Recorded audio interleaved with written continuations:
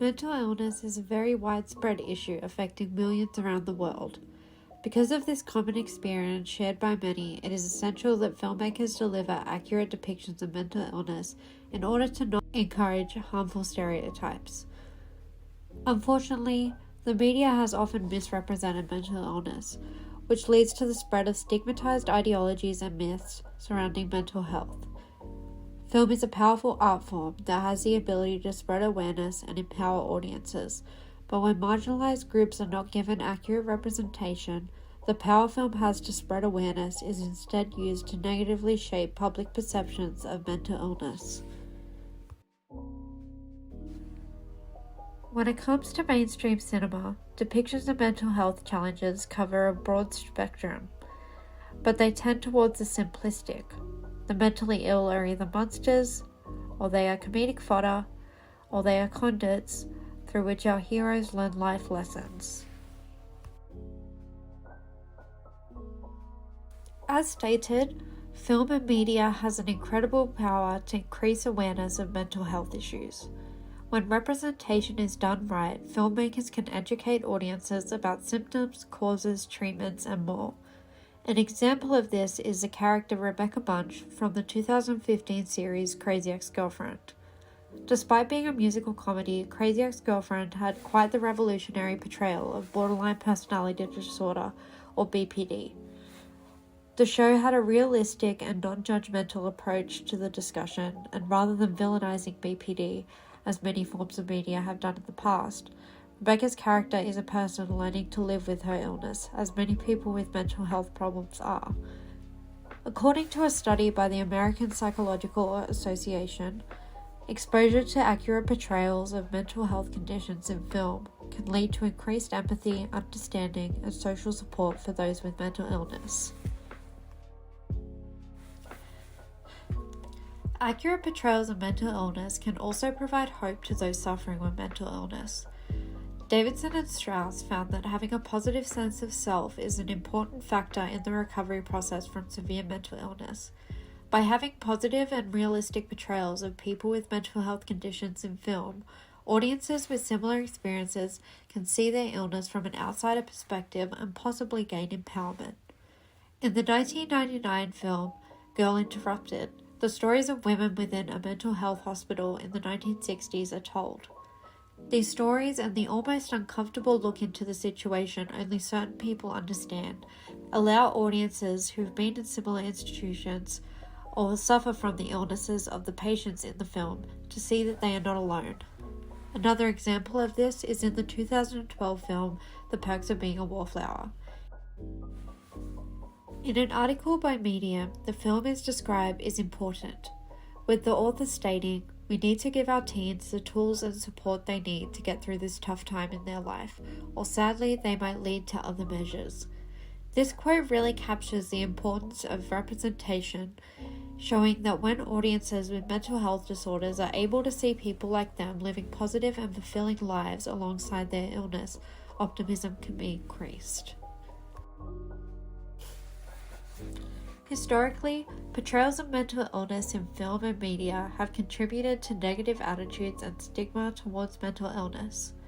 However, when accurate representation of mental illness is shown in films, harmful stereotypes are challenged and a more positive attitude is encouraged. According to the National Alliance on Mental Illness, accurate representation of mental health in films can reduce stigma and motivate people to seek help when needed, creating less of a taboo around these discussions. This has become evident over time as more representation is present in mainstream media. Examples include To the Bone and Euphoria. But even with public attitudes towards mental illness becoming more positive, stigma remains a significant barrier in treatment and recovery. Unfortunately, even with all the progression in representation in film, there are still many inaccurate and harmful portrayals of mental illness in media. Mental illness is often depicted as dangerous or a trait synonymous with villains, as seen in Psycho and Pretty Little Liars. A common example is the use of mental illness in the horror genre. A recent case of this is the 2016 film Split. Split follows the story of 3 young girls who are kidnapped by the main character Kevin, played by James McAvoy, who has dissociative identity disorder, or DID.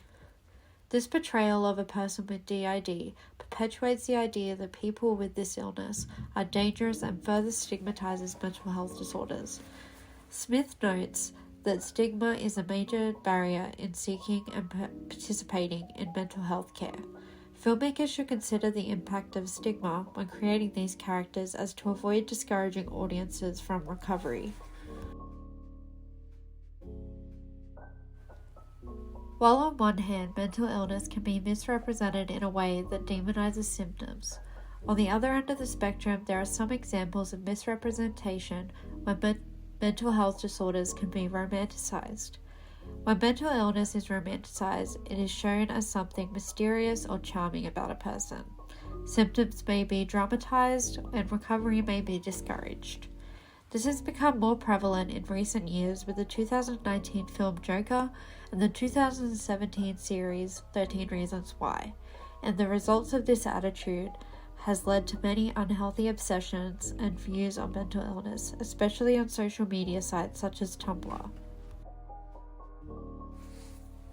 One example that comes to mind is the 2011 series American Horror Story, specifically the character Tate Langdon from the first season.